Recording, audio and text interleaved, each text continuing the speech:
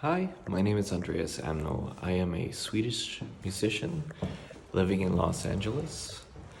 I moved here in 2016, late in November of that year.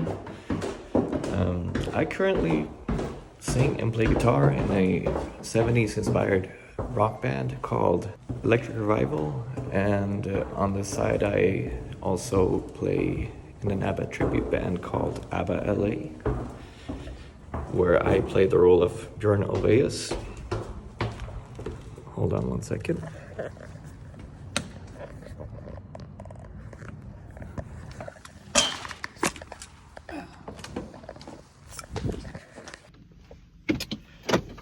So I am actually on my way right now to my band's rehearsal lockout that we have in Hollywood here in Los Angeles. I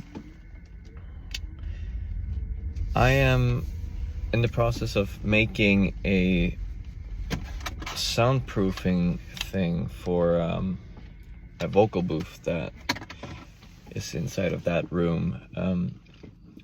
By the way, sorry if I say a lot. It's just kind of something I do as I'm thinking of what I'm gonna say next. But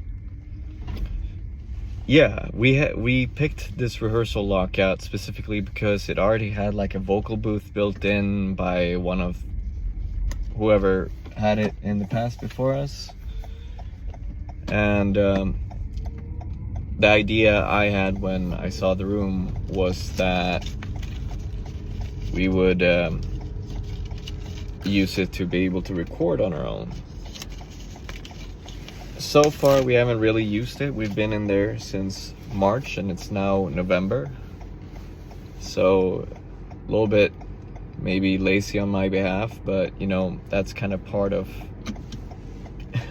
Los Angeles, is that you procrastinate a lot, it feels like. And I know that I have a lot of friends that tend to do the same.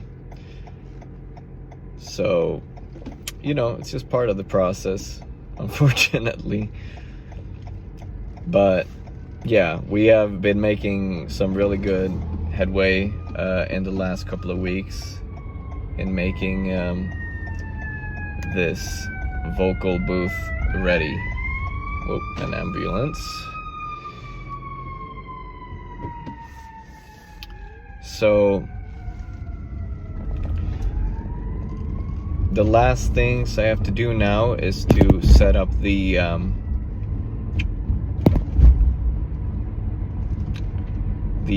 these sound absorbing things that I bought on Amazon. It's not really the best solution, but when you are on a budget and you can't afford these really high-end soundproofing systems that are available, you sometimes have to kind of just do what you can. And in this case, I bought, like, basically they're made out of foam, they're squares. You'll see them when I get to the rehearsal room. But so what made me move to Los Angeles from Sweden, you might wonder, because I did move here like 7 years ago. And because Gothenburg, where I am from, has a really good music scene, and my old band was doing pretty well. Our singer decided to move back to New Zealand, where he was from. He was living in Gothenburg, and that's where we met. And when he moved, it kind of paved the way for me to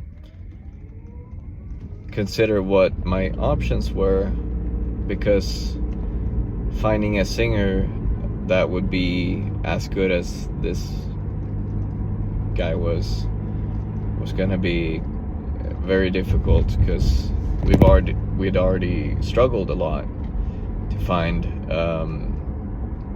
a good singer in the past, and I hadn't started singing at this point in time. I actually just started like 4 years ago. So anyways, So I decided that I was going to go to Musicians Institute in Hollywood after some friends of mine in Gothenburg had kind of recommended it to me, and I wasn't aware of other options except for Berkeley in Boston, but it was very much out of my budget.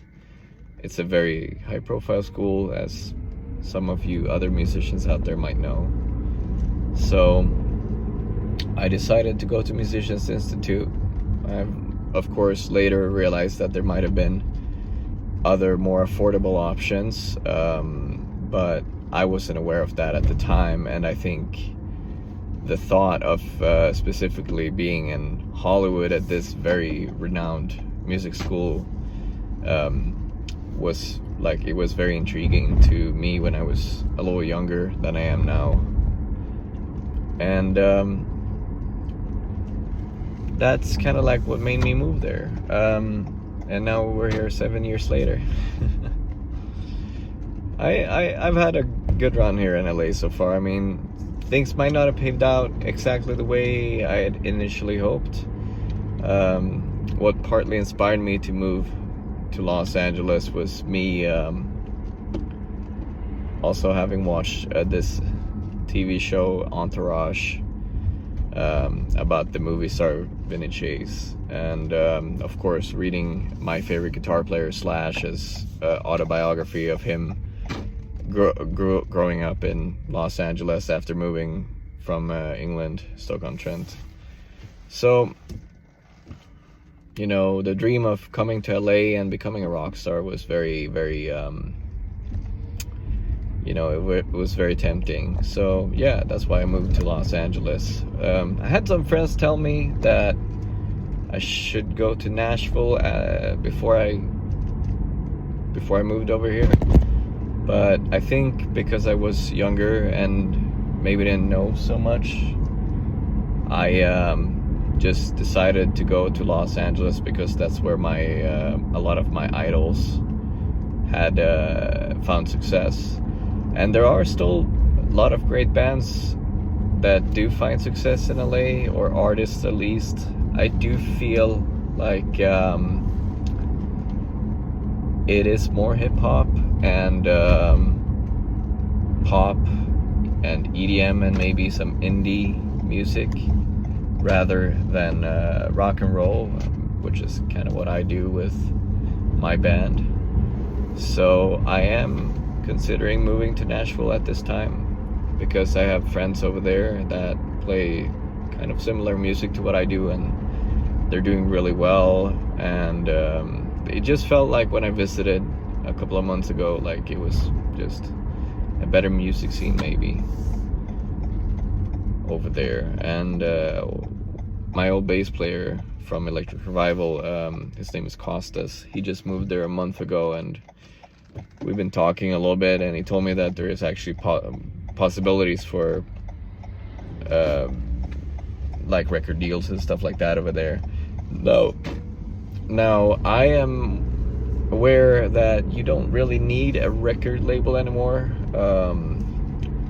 Of course, it's still like a tempting thought, and if it were to happen and the deal was good that you were offered, I would definitely consider it. You know, it would of course depend on what my bandmates want too, but I mean, what musician isn't tempted by a record deal? But one of my favorite newer bands, Dirty Honey, they're doing really well. They had the #1 single on the rock charts a couple of years ago with their first single of their debut EP, and I mean, they blew up. I just saw them last night actually, and it was a great time. I saw them at the Belasco in downtown Los Angeles. It was great concert. So yeah, I had a good time with that.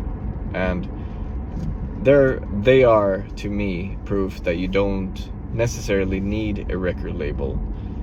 But then you have bands like Greta Van Fleet who came out a few years before Dirty Honey, of course, but they've kind of paved the way, in a way, for classic rock to make its way back, in a way, because I feel like the genre was a little dead for a while. I mean, it's still kind of a niche genre, but I definitely am getting the energy or the vibe that it's a genre that's kind of starting to slowly come back.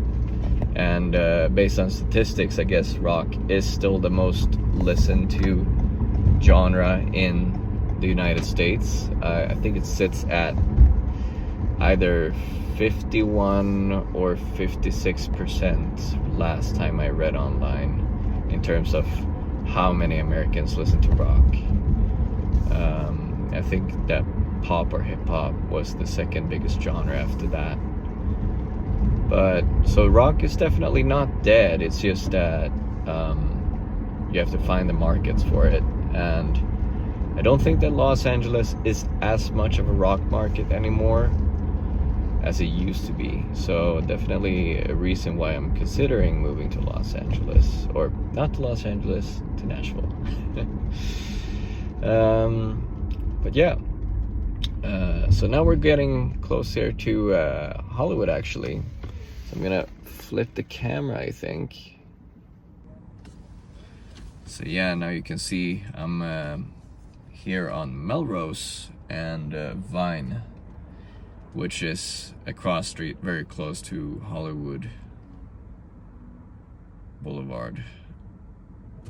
So you're gonna see a sign coming up in the distance saying Broadway Hollywood. That's one of the big apartment buildings available to Angelinos living here in LA, California. Yeah, we've been rehearsing a lot lately with the band, and we recorded drums for 6 new songs back in August, late August, right before me and my wife Lisa went to Nashville to tourist a little bit and see if it was a city we would want to potentially move to. And yeah, these new songs, I'm really excited for them, actually. Some of them I wrote within the last 2 or 3 years, I would say. Some of them I've been holding on to for a while. As it's been up to now, I've been the main songwriter in the band, but we are now trying to make it more of a group effort, which, I love that. It's been hard for me to find people throughout my music career that I could sit down and work with. The last one was the singer I had in Sweden in my old band, Yardstones. The one that moved to New Zealand. But he was a great songwriting partner, and we still collaborate sometimes on whatever stuff I come up with. But since he doesn't live here, he's got a family in New Zealand, it's kind of hard to get a band together with him. And I actually enjoy singing. It might sound, because of the way I speak, it's very monotone.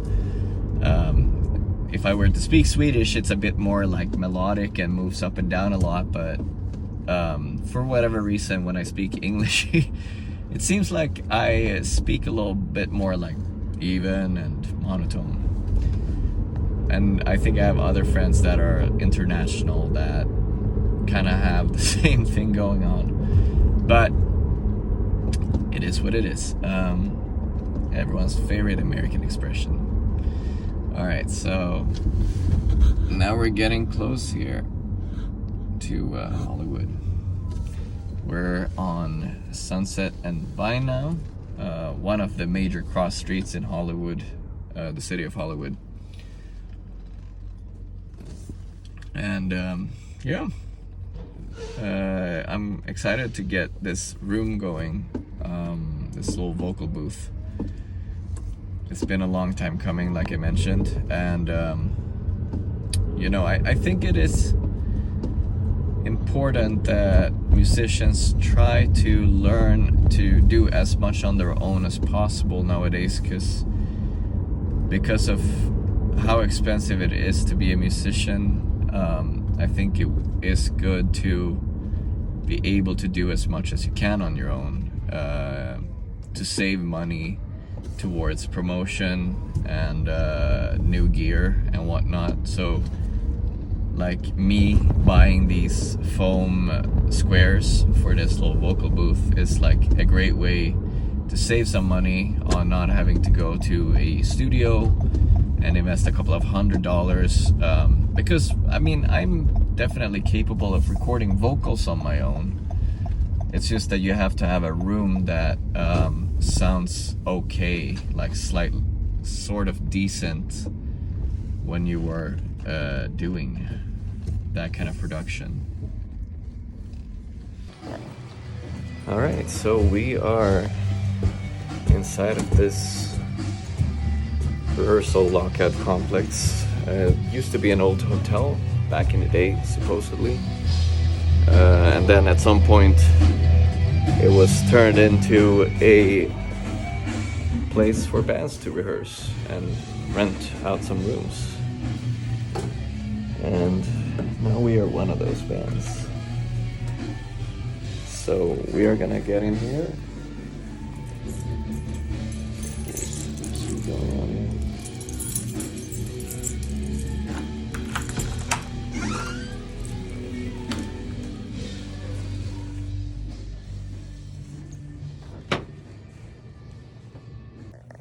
All right, so yeah, I am at the rehearsal lockout now. It's a little bit messy in here at the moment because so this is the project that I'm working on.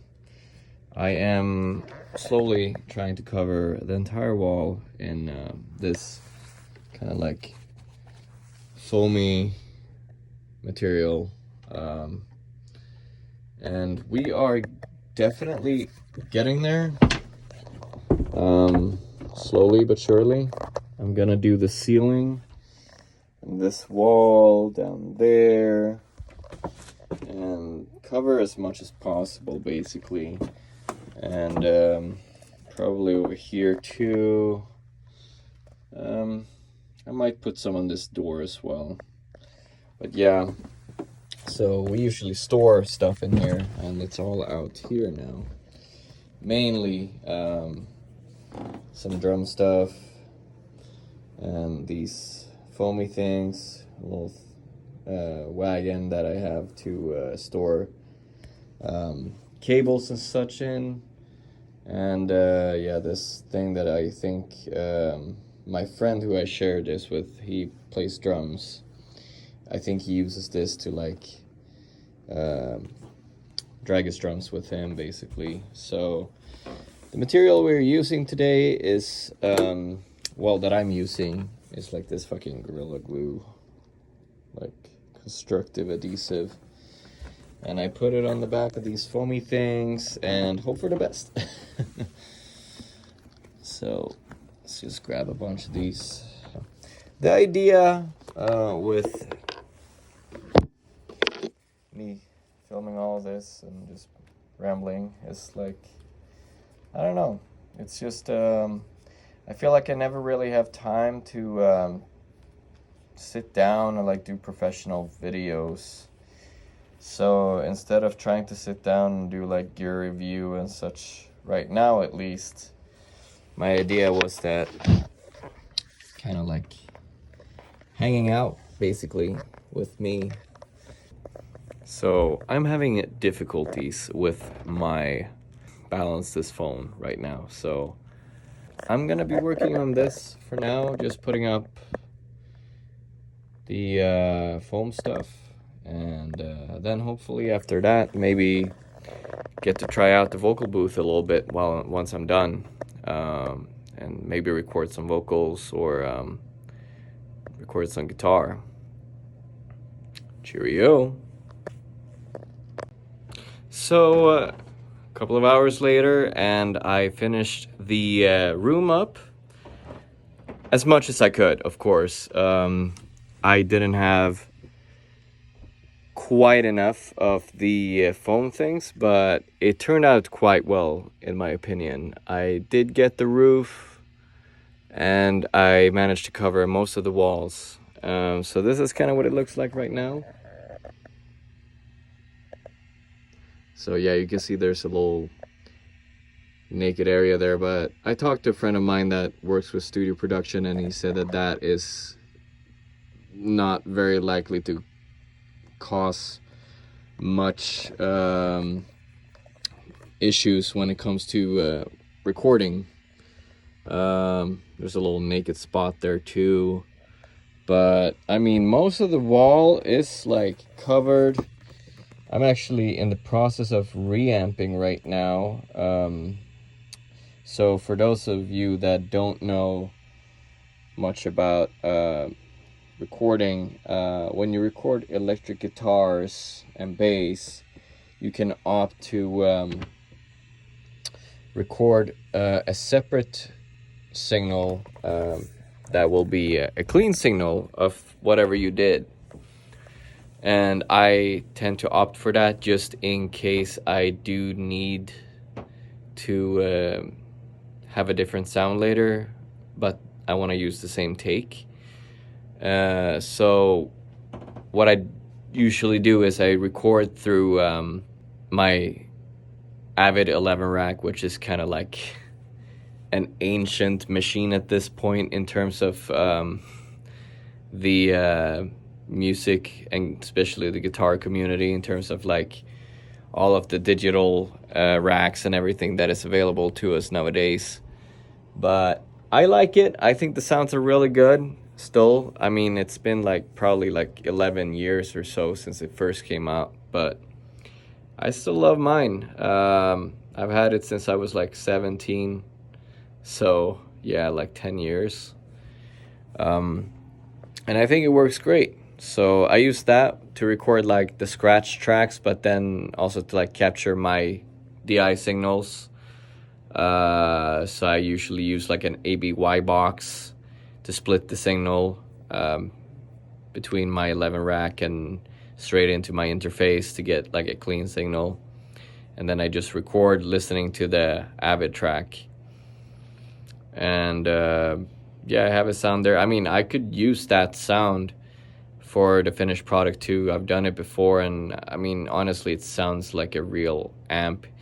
Maybe lacks a little bit of the bottom end, but definitely not enough for me to be like, oh, this is not usable. So that's a good trick.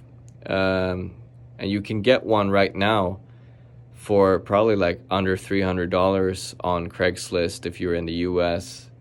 I mean, honestly, like you get like 200 different sounds, so you can customize all of them. So if you can grab one, just go for it, because they're cheap right now.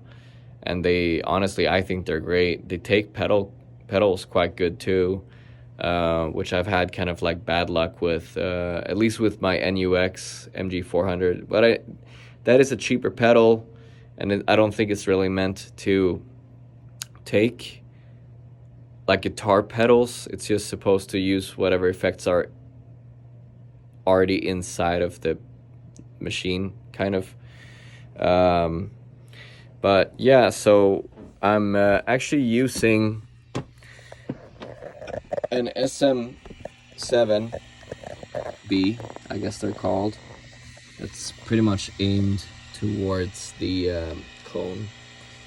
I have like about 2 fingers of a like distance, and then I have my ribbon mic from SE Electronics.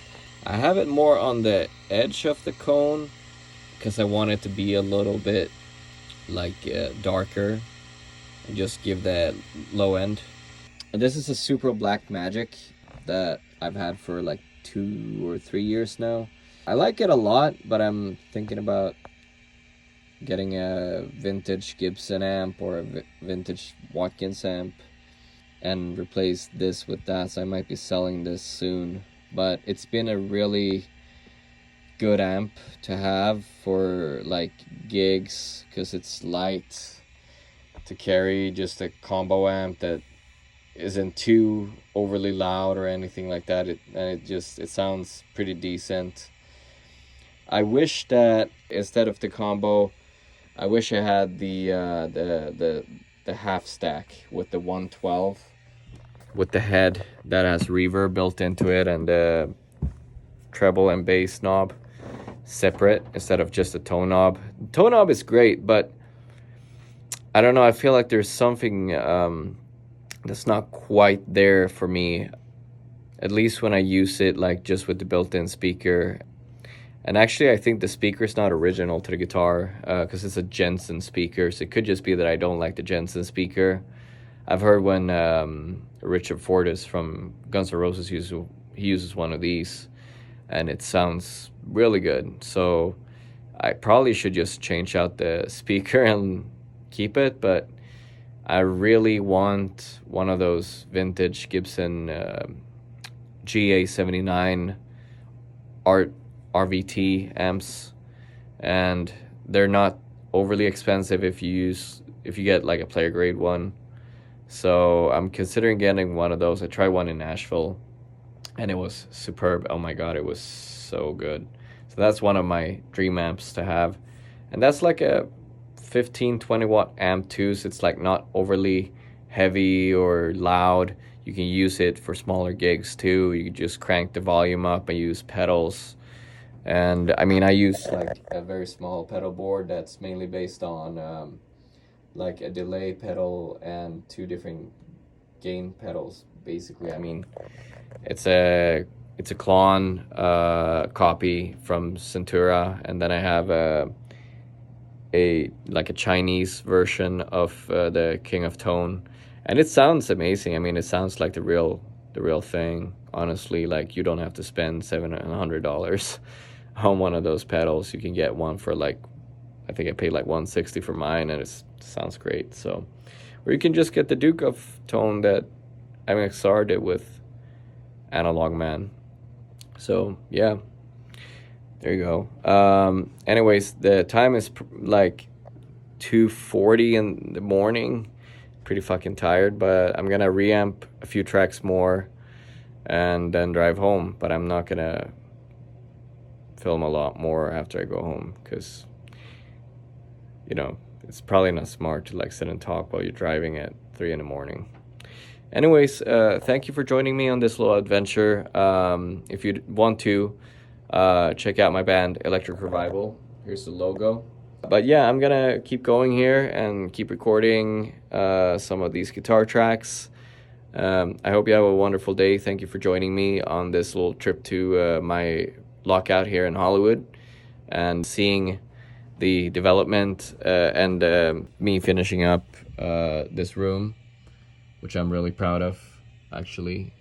Even though it's not perfect, I think it's gonna do a lot of good things for my band, and that's all that it really matters, you know, like just trying to like do something every day that makes you happy, makes you feel fulfilled, and makes you feel like you did something good with your time. So like I feel really good about this, and I'm really excited to like record for our next singles that are coming out sometime next year. So yeah, peace out guys, have a good day.